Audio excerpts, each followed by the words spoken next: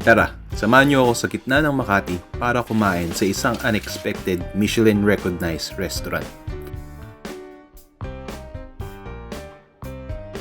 Hidden sa palanan, itong simpleng kainan ay nakapasok sa Michelin Guide dahil sa kanilang authentic Tagugaraw style hataw noodles. Hindi lang ang hataw noodles ang meron dito, may iba't iba rin silang putahe sa menu. No fancy interiors, no long speeches, just food that speaks for itself. Pero ang una nagpa-impress sa akin, yung sisig.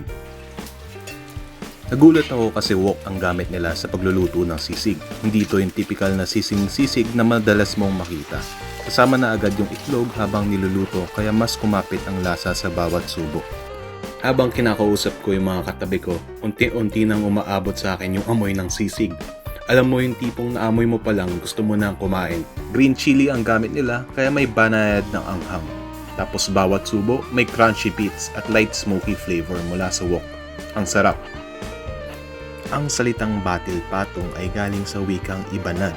Batil means beaten egg at patong means to place on top. Then came the hataw noodles. Ang bango, ang dami ng serving at 150 lang. Inspired by the famous pancit batil patong, rich and savory ang lasa. Kasama pa ang isang mangkok ng sabaw made from the broth where the noodles and meats were cooked. Comforting, rich, and perfect alongside the noodles. May atay, lechon kawale, toge at itlog. Simple pero comforting. Personally, mas bumalik ako sa sisig pero naintindihan ko kung bakit dinarayo ang noodles na to.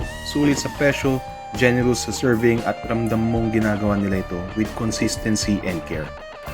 Sometimes the best meal aren't found behind luxury doors. They're tucked away on quiet streets where people cook the same recipes every day, not to impress critics but to feed their community. And maybe that's exactly what makes a place worth remembering.